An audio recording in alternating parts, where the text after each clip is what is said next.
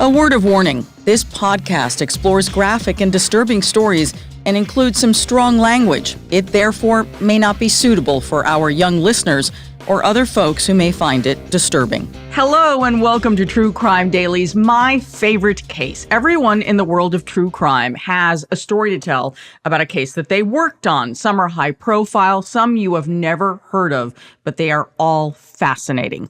Today's case is about the cat lady versus the firefighter, which made some huge headlines. The man who prosecuted this case is our guest. Joshua Ritter is now a criminal defense attorney, but back in 2015, he was a deputy district attorney in the Los Angeles County District Attorney's Office. Josh, welcome to the program. Thank you so much for having me. Okay, Josh, so I know why this is my favorite case, but why is it your favorite case? You know, it's funny because it certainly wasn't the most serious case I had at the office. I mean, it's not murder. There's no dead bodies. It certainly wasn't the most complex case that I ever dealt with. But talk about a case with all of the elements that make for good human drama. You know, you have these characters that we're going to get into on both sides of this that are so conflicted. You have this firefighter. You can't imagine a person who's chosen a more respectable career path, who then commits what is a shocking crime, in my opinion. And then you have this woman who's, out feeding cats. I don't know if you can think of a more kind of innocent behavior, who also has some troubles of her own that lead to this just kind of moment. And that's why I think this thing will always stick with me. And it was all caught on camera. That's the amazing part. And when you hear the versions of what happened and then you see the surveillance camera, you're like, oh my God, this really got so heated and out of control over neighbors fighting over feeding stray cats. So let me give you a little summary here so everyone can follow along. In September of 2013, a security camera captures a man and his mother, his 70-plus-year-old mother, walking up to another woman who is sitting in her car. Now, the video appears to show the son and the mother punching and slapping the woman in the car until she passes out. It's extraordinary. I mean, the video, which we're going to play for you, is extraordinary. The argument is about feeding stray cats. The woman in the car is Rebecca Stafford, and she liked to feed the stray cats in the neighborhood in West Adams. All right. The man seen punching her in the video is Eulian. Now, he at the time was an LA City firefighter whose house was right by where she used to like to come and feed the cats. And by his own admission, he said the stray cats were driving him insane. They were getting under his house. They were getting into crawl spaces. They were making a mess. And there was a horrible smell. In fact, I just read in the LA Times that there are 300,000 stray cats in the city of Los Angeles. Is that unbelievable? Wow. That is unbelievable. Because they're talking about... I would never have guessed that. Yeah. Me neither. I was like, wow, there's a huge editorial about what to do about these stray cats. So it's very topical for people in LA dealing with this problem. Sure. And so I'm just going to get to the charges and then we'll get to the case. So Eulian was charged with felony assault and battery. His mother, who was 71 at the time, Lanietta Fontaine, was charged with accessory after the fact. And how in the world did you end up getting this case to prosecute? Why did they choose you to prosecute this case? Right. So lots of times people get moved around the office, and when somebody gets transferred and you get transferred in, you get handed a stack of cases. And this was one of the stack that I got handed. And it was described to me kind of how you put it. Said, hey, this firefighter and this lady feeding cats got into it and he ended up knocking her out. And at first you're like, oh my God, that sounds horrible. But then you're thinking, okay, you're dealing with a firefighter. I'm sure there's going to be some way we can resolve this.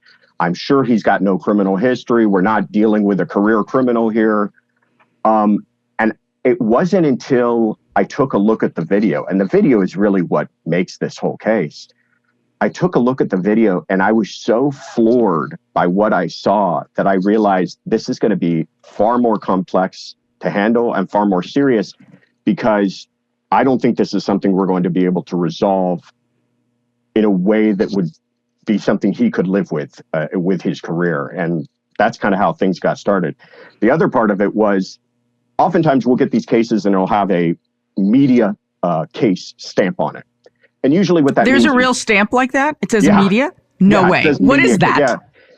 I don't know how long they've been doing it, but I don't know if they still do it. I mean, this was a while ago, but you get a case and you go, oh, and usually all that means is maybe the LA Times, some local newspaper has done a story on it and they kind of want to know how it resolves, but you don't really have any direct media contact. And so that's what I went into this thinking. And in fact, all the pre-trials that we went to, nobody from the media ever shows up. The day that we are about to start opening statements, we've already chosen our jury. In walks Channel 7 with their complete camera crew and a request to record this thing from gavel to gavel. And I'm sitting there in complete shock. The judge goes ahead and allows it. And all I'm thinking to myself is, thank God I got a haircut earlier that day, because I had no idea that, this had the kind of attention it did. And I remember joking with the cameraman. I'm like, don't you guys have anything better to cover? And he said, nope, you're it for the next couple of weeks. So there we were. Every single day I would ride home on the train. I was living in an area where I was commuting by train at the time, and review what Channel 7's coverage of what I did in court that day was. It was a pretty surreal thing for my early career. Because what we're talking about is an assault case. And again, it's not the kind of case anyone would cover, let alone, these are the kind of cases that courts deal with every day, in and out, right? All the time. And these people are not celebrities. They're no one of note. It's just what you described earlier. It's just, who's ever heard of this? A firefighter and a woman feeding cats, and it just blew up and had all of this interest and went way, way beyond what I expected it to be. But you know what?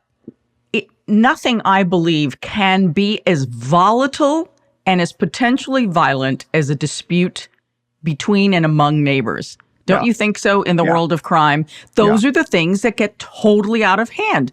People go berserk over the garbage can that's in my driveway, or the light, or your leaves blew on. And, these things fester and fester and fester until one day someone explodes.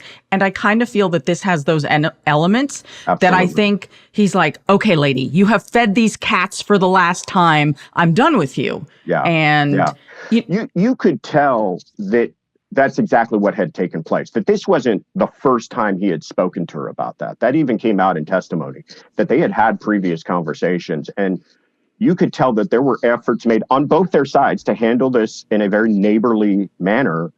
And for whatever reason, they both had enough of each other that night, and it just exploded into something. I believe it was a complete anomaly in this man's life. I don't think he went around with this kind of temper all the time.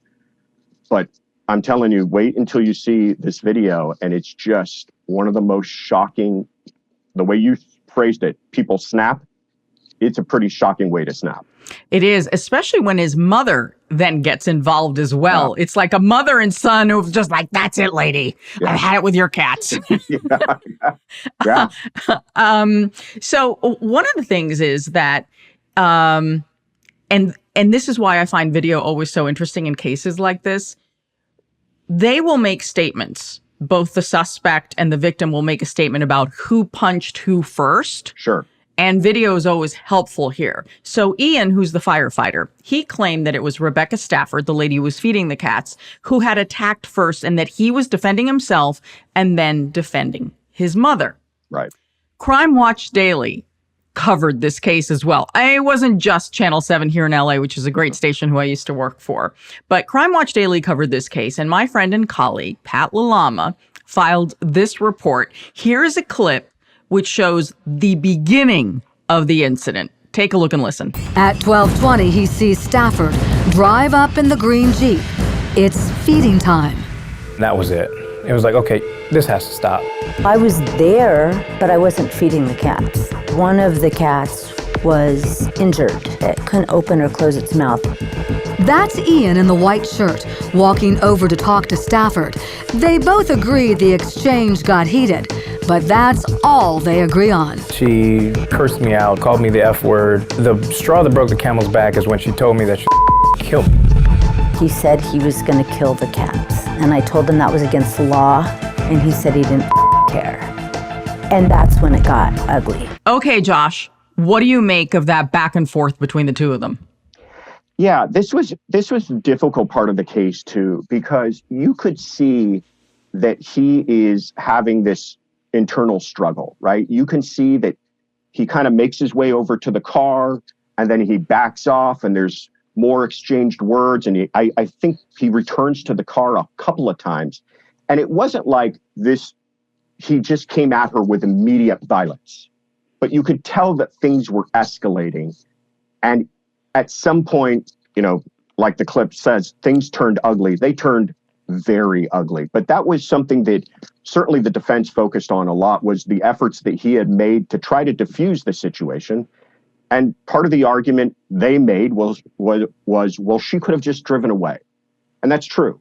And I made the argument, well, he could have just walked away. And that's also true. I mean, this easily could have been a night that never made the news, never affected these people's lives, and they went on their way. But it didn't. And like we just saw, things did turn ugly. So, Josh, I'm curious. Did this have to go to trial? That's a process I'm always very interested in. If this is a first offense for him, there was no serious injury, although it was without question assault. I'm not debating that. Did you try to settle this somehow? Yeah. So that's a great question, and not something that people always understand when they're watching these cases and wondering why they're at trial. We tried a lot to settle it. The problem was we had to decide as an office, was this conduct misdemeanor or was it felony? Because his whole job depended upon that. And that was something that I struggled with quite a bit, is that realizing that we're not just going to convict a person of a crime here, but we might be ending this person's career. And it did. It ended his career.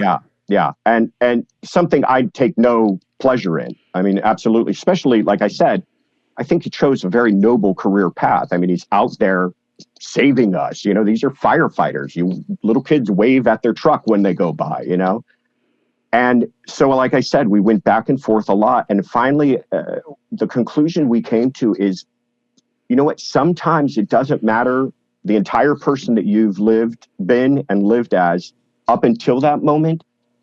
You can make a decision at that moment that is so egregious that we cannot allow it to pass. And that's the difficult decision we had to make.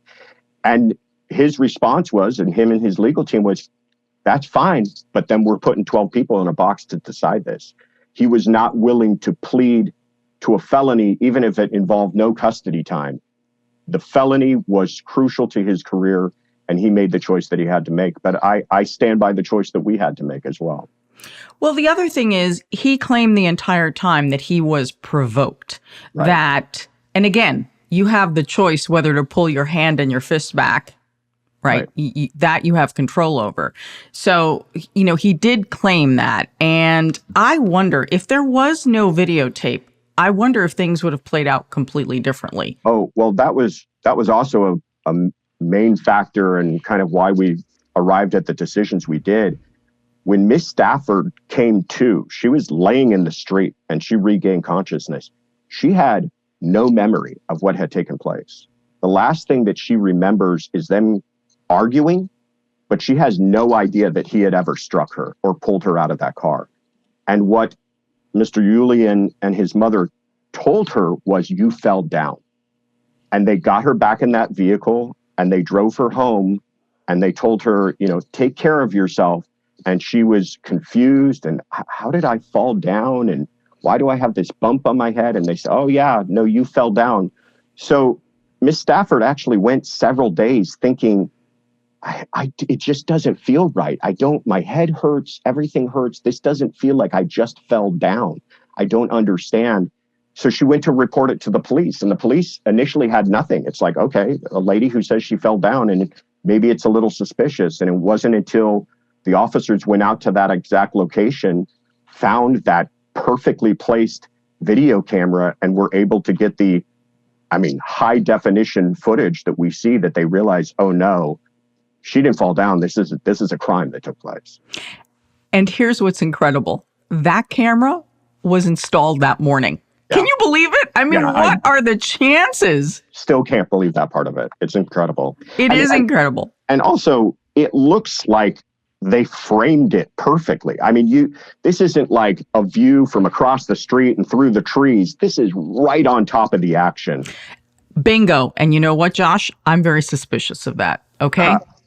That is something, as I was reviewing the surveillance tape and looking at this story, I'm telling you, Josh, coincidence and crime, right? They're two C's that don't go together. I don't believe that there is some coincidence in life, but in crime, it's too suspicious. Yeah. You said it yourself. It's perfectly placed right there in front. What are the chances that this encounter is going to be caught at this very moment? I'm not saying it's a setup. I'm just saying it's very suspicious, and I don't believe in coincidence in crime. I agree with you. I mean, this isn't the first case I've ever dealt with video. And like I said, every single time you think that, it was caught on video. It must be so easy to tell what's taking place. And I've had several cases that deal with video, and it's difficult to tell what's going on. This, aside from the fact that there's no audio on it, I don't imagine if you could have filmed it any better than it was filmed. I mean, it's right on top of everybody. And because it was high definition, we were able to slow this down frame by frame. Because another thing the defense did is, like you pointed out, they tried to say that Miss Stafford was the one who struck first. She's the one who provoked all of this. And so much of it came about, did she try to kick them? Did she hit his mom? Did he hit for her first? And so we spent a lot of time going frame by frame of like what is occurring when, because when you watch it, it's a matter of seconds, fractions of a second. Mm-hmm. And then they try to, bring it all back to fractions of a second, frame by frame, what is taking place. It caused difficulty, and something I'm sure we'll get into, to the point that this trial, the first time it was in court, it hung. Isn't that amazing? Yeah. The jury could not figure it out. Yeah. I want to show the video now for those of you who are watching. Those of you who are listening, we're always going to link to this so you can see this video. So as you said, at one point, the victim, Rebecca Stafford, passes out. This video to me is the most unbelievable thing I've seen. So in the video, you can see that Ian, the firefighter, so she passes out in the street, out of the car. He scoops her up, and you can see in the video that he puts her in the car and kind of scoots her over, right? And then his mother gets in the car to drive her. So the mother gets in the victim's car, the cat lady's car, and Ian, the firefighter, gets into his car right behind and follows them. Yeah. So this is a clip from Crime Watch Daily, which explains this part from both perspectives. Here's the clip. The video shows Ian taking what looks like 2 strong punches at Stafford. I swung and I missed. He hit me in the face twice in the car. He slugged me hard in the car. Ian's fury is unstoppable. I grabbed her and then I pulled her out of the car. Ian insists that after dragging Rebecca out of the car, he strikes, but lands just 1 punch. And I hit her once, and that was it, with my fist.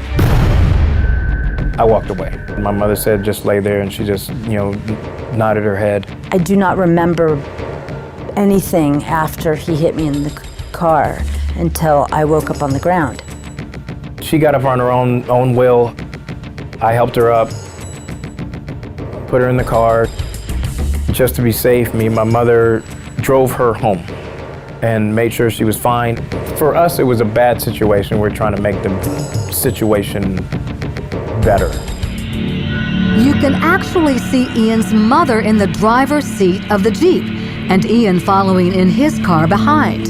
Rebecca acknowledges they did drive her home that night, but says they lied to her about what happened. They told me I was acting crazy, that I was running around the car, that I was hitting his mom, and that I tripped and fell and hit my head on my car.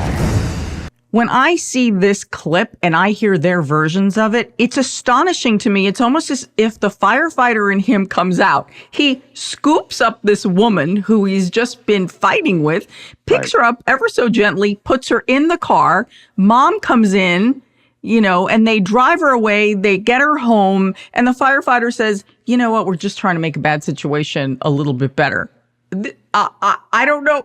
Is that like a mitigating factor? That they tried to be good after looks like they caused this? Yeah, well, one of the things that was remarkable about that clip to me too is you see how strong he is. When he picks her up, it's obvious, and he was a very built guy. I mean, he worked out. You just see the strength that he has to be able to lift her up so easily and place her in that car. And the defense did try to make an issue about that they try to take care of her, they take her home, all of this kind of stuff. My point and my argument as the prosecutor at the time was that you were a firefighter, you knew better, you could have rendered aid to this woman. She could have a concussion. There could be bleeding on her brain. This could be a very serious situation. And rather than call an ambulance, rather than rush her to the hospital, you tell her she's fine and just to go home. I mean, one of the things we talked about is that one of the worst things you can do with someone who suffered from a concussion is have them fall asleep, because oftentimes they just don't wake up from that sleep. And it's a huge problem as far as brain injury. And so we drew great attention to that don't be fooled into all of a sudden he's a very caring person. This was a cover up. This was to get him out of guilt, and that alone. So why do you think that the first trial was would you call it a hung jury, deadlocked? Yeah. What would you call it? It was a hung jury. I can't remember what the split was. I want to say it was 10-2 for guilt. So there was a couple of folks that we didn't convince that first time around. This is what I've gone back and tried to figure this out a million times, right? It drives you nuts because you go through this whole experience of putting on this trial and the cameras and the difficulty of it. And it was a battle in court. This was not an easy trial to put on. And then you end up with a non-decision like this, and you're going to have to go through it again. It's never something you want to experience.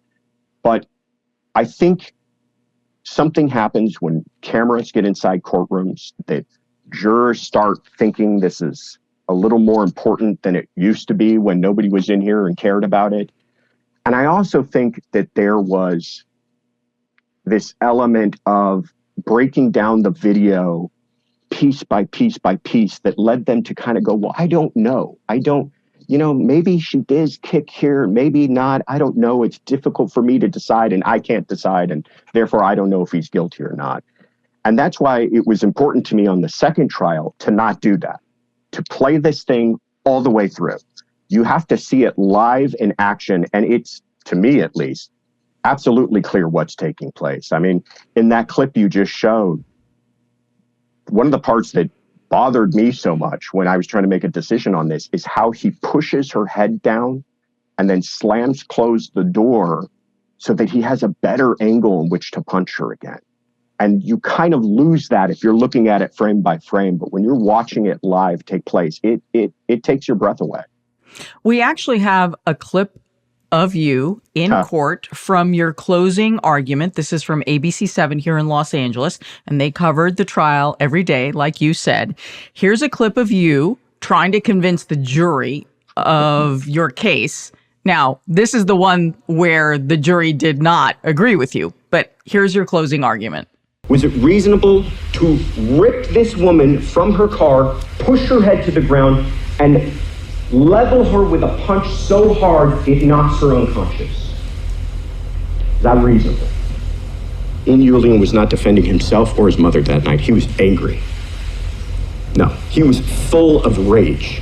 You know, the jury deadlocked after 9 days of testimony in the first trial. That's a long trial. Yeah. It certainly went on longer than I would have expected when I was first looking at it. I mean, a case like this, an assault, it's a fairly straightforward case. You would have thought a couple of days of testimony, but I think he testified alone for 2 or 3 days. It just dragged on and just became so much larger. It took on a life of its own that I didn't expect.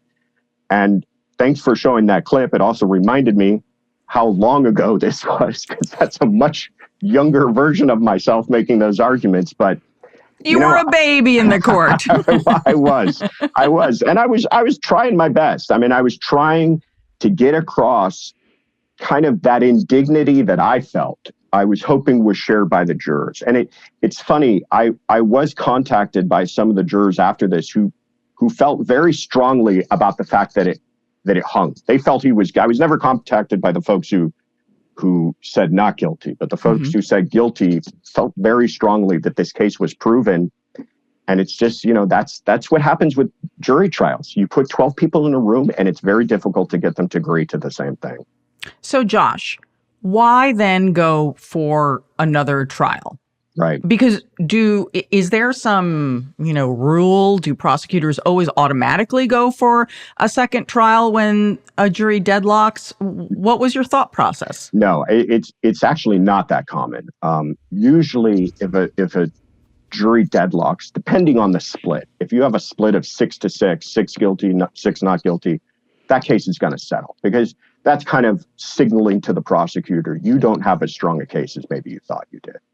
Now, cases that are super serious, like murder, they're going to retry that case, because that you can't just dismiss something of that level of seriousness. But this case is not that serious. We're not looking for decades in prison. I mean, I think our offer was a few days in jail or something like that.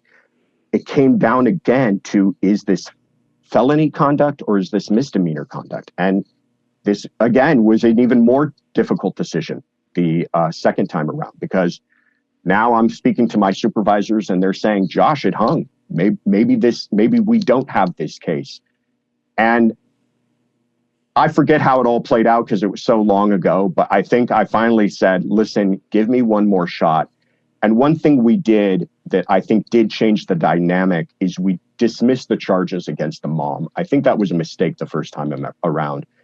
The charges were based on the fact that she helped in this, cover up, that she convinced her, she fell down and said, oh, you've been acting crazy.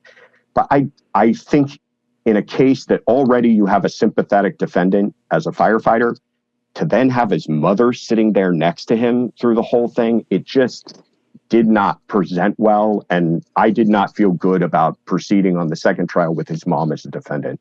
So we dismissed her. The case was a lot shorter. There were no cameras in the room the second time around. It was a different judge. Yeah. So wait a minute. There were no cameras because no one was interested, or the judge said no? I believe the second judge said no. Fascinating. Yeah, because it's up to the judge. And some of these judges are like, I don't want it anywhere near my courtroom. And I believe that second judge said no. I know that our office at the time, I say our office, the office at the time, had a policy of just kind of saying, you do what you want, Your Honor. And I believe that judge said no cameras. And because of that, the trial was a lot quicker. We didn't have two defendants. The drama of it wasn't kind of overwrought like it was the first time. And I believe the verdict came out within a couple of days. Wow. For those who don't know what the process is for cameras in the courtroom, this is a life that I have lived for a very long time, especially in Los Angeles. There's this whole process. It is not automatic. What happens is you as a news organization, you have to fill out this paperwork, this form, and you have to submit it to the judge in charge of the case. And the clerk also gets a copy of this. Then the judge has to sign off. The judge can decide, well, you know what? I'll be okay with a photographer, a still photographer, but I'm not okay with a video, or I'm okay with radio or audio, but I'm not.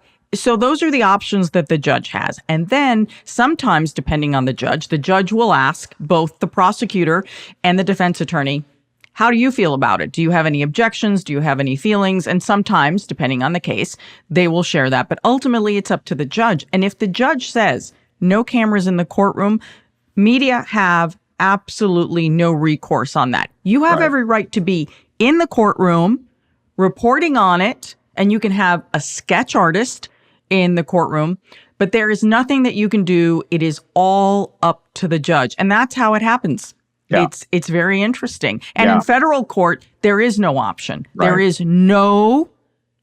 absolutely no recording devices allowed in federal court. Yeah. Yeah. Not to get on a tangent, but it's a funny thing because, we want our courtrooms to be transparent, right? I mean, we want people to have trust in the system and how things are conducted. And this was all done fairly. And we want them to be invited inside to see that whole process, right? But you cannot deny that it changes the dynamics of a trial and things. It just takes on, like I said, a life of its own. And I was able to experience that on both sides, having done it with the full coverage and then done it with no coverage. It was an entirely different trial. Amazing. Yeah. Now, I'm curious, because it involved a woman who was trying to feed stray cats. We have, not just here in Los Angeles, but across the country, very, very strong and vocal animal activists. I'm wondering, did you get any pushback from the animal rights community?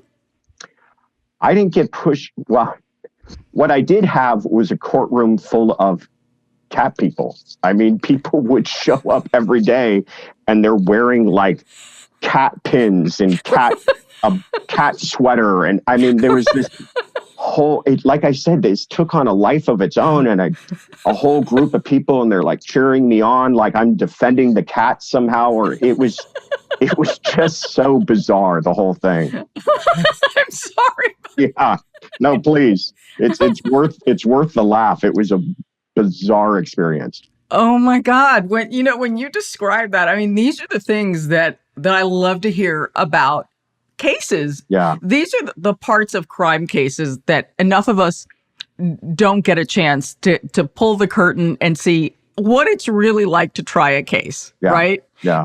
And we're the cat people, and no disrespect to the cat people, please. I have 2 rescued dogs. Right. I have won an award from the Humane Society for my animal rights work. Right. Please don't come after me. I love animals. Yeah. I really do. I'll pull it out from the wall if I need to. I just want to, what was that like? Was that distracting, or did you feel like, oh my God, what if I let the cat people down? Yeah. Well, I mean, you bring up a good point. A lot of people have never seen a trial. Most trials, there's trials taking place, well, not with COVID, but in normal times, there's trials taking place in almost every courtroom downtown Los Angeles. And almost every one of those courtrooms are completely empty. Aside from the lawyers, the judge, and the jurors, the audience area is usually completely empty. Maybe one person sitting in there, and then you're kind of like, what are you doing here? Well, I go from that, what I was expecting, to literally a packed courtroom every day. And there were people from the community. There were other lawyers in the building because, it gets around that, hey, this is being covered by the news every single day. And I've got my colleagues and some defense attorneys showing up to watch a few, witnesses testify. It was a surreal experience and something I just wasn't expecting. I can't imagine. Yeah. I really can't. Yeah. And so, what did you get the same kind of support then from firefighters? I mean, if the cat people were there with their cat sweaters and their pins, were the firefighters out as well? No. The fire department took a kind of hands-off approach to this whole thing because there's a lot of political kind of ickiness to this whole thing for them. I was contacted pretty regularly by some supervisors in the department just to kind of know where things are headed and what our plans were as far as misdemeanor or felony, because they knew that was going to have an effect on his career and everything else. But it's not like we had a string of firefighters come in. Actually, now that I'm saying that, he did have a couple of firefighters testify on his behalf. And so, to their credit, the defense is trying to do the best they can. And so a lot of this argument had to do with, I'm saying as a prosecutor, I don't think it's fair you guys have these firefighters come in with their badge and their uniform and everything else and talk about what a great man this is. This isn't about him being a firefighter. This is about, did he commit a crime that's caught on tape? So there was a lot of contentious argument about some of these character witnesses that presented.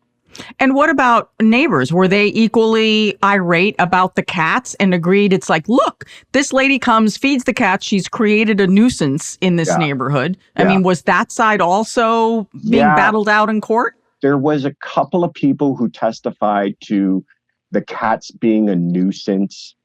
I mean, they're stray cats. They walk down the alley. It wasn't like this was some, 200 cat deep pack that's running through the neighborhood. It's my understanding it was like 4 or 5 cats that come around this little area in the alley where she used to leave them some kibble. I mean, it's just the whole thing, it was hard for me to swallow that kind of evidence being presented as a defense. And I just kept on saying, that's all fine. Cats can be a nuisance, and we can all agree on this. This isn't about cats. This is about ripping some woman out of her car and beating her unconscious. That was the other thing. She never stepped out of her vehicle, and that was something I made a big point about. There's certain areas where you should feel a level of safety, right? Your own home and your own car. If you're in your car, you think, this is my safe space. You're not allowed to enter this without my permission. And she never left her car. She may have cursed him out and everything else, but he went to her. He pulled her out of her car. Again, that's why we kept on coming back to this has to remain as a felony. Well, finally, in May of 2015, Ian Eulian was convicted of assault and battery. You asked for a year in prison based on the reports that I saw. Ian's defense attorney said that this was totally out of character, that Ian was a firefighter who saved lives. He just snapped and his anger got the better of him. And the defense said that Ian even had to resign from the fire department and they had asked for no jail time. The judge ends up sentencing him to 180 days in jail, probation, community service, and anger management classes. Yeah. Does that seem fair? Yeah. I mean, the judge kind of split the baby. I like I said, we weren't coming into this case thinking this is the crime of the century and he needs to go to prison for the rest of his life. I mean, a year in jail is, I think, plenty, and I don't remember being all that indignant over the fact that the judge cut that in half. And we did realize this was going to have consequences to his life. And the fact that he did have to resign and it did affect his career and future. Like I said, I don't take any joy in that. But being a prosecutor, sometimes you have to make these very, very difficult decisions. And that's why, we place a lot of responsibility and power into the hands of these folks, and we hope they're doing the right thing. Right. Ultimately, it was the jury that decided here, but it is hard sometimes to separate the crime from the individual, right? Yeah. And sadly, sometimes it works on the flip side, that if you have a career criminal, you sometimes maybe aren't looking for that human compassion because you're like, oh, career criminal, and you've already made a judgment and ticked off that box. Yeah. So Ian Eulian appealed his conviction, but California's Second District Court of Appeals rejected Ian's contention that there were errors in his second trial. Now, I'm going to quote now from the 28-page ruling. The justices wrote, quote, "The jury could rationally conclude the defendant provoked the conflict." That would be Ian. "We do not suggest that Stafford," that would be the cat lady, "was blameless in this incident. It would be generous to say that her conduct left much to be desired." Huh. I think the justices made it very clear that she contributed to this, but the law is the law, and that doesn't mean that because you're being, I'm not going to say anything, that gives anyone else the liberty to assault you. Yeah. According to the justices. Yeah, and I think they got it right. I mean, she was not a completely non-engaged a wallflower in this whole thing. You can see even on the video, you don't have audio, but you see her jabbing her finger and giving him the business as much as she's taken it. And I think the justices were right in their kind of assessment of it. I'm curious, after this case, and you get this conviction, and it makes so many headlines. I mean, even Crime Watch Daily did an episode on this, which, by the way, everyone, we will link to in the description box if you want to see the whole report. Pat LaLama did an amazing job on this. How did this affect your career, or did it? So it's funny you asked that. Later that same year, I received an award from the Association of District Attorneys for Outstanding Prosecutor, I think in large part because of that case. Really? Yeah, I did. And then within a few weeks of that, I actually ended up handing in my resignation and moving to private practice. So it was kind of the last big case I ever handled in the office before leaving. And it was a strange one to exit on. And so as a result of this, I mean, do you have a nickname because of it, or do people still joke about it? I hope not. If they do, it's all behind my back. I sure hope not. Wow. I have thoroughly enjoyed talking to you and hearing all the stuff that was going on behind the scenes and what was going on in both courtrooms. To me, this is the part about crime, criminal justice that is the most intriguing. Yeah. How the sausage is made. Exactly. Well, I've thoroughly enjoyed talking with you about it. Thank you. Oh my gosh, so much fun. Again, we will link to all of this. Josh, thank you. Where can people find out more about you if they, since you're in private practice now, if they have a cat situation that you can assist them with? Please. I'm a cat expert. The website for our law firm is worksmanjackson.com. They can find me there. I'm also on Instagram at Joshua E. Ritter.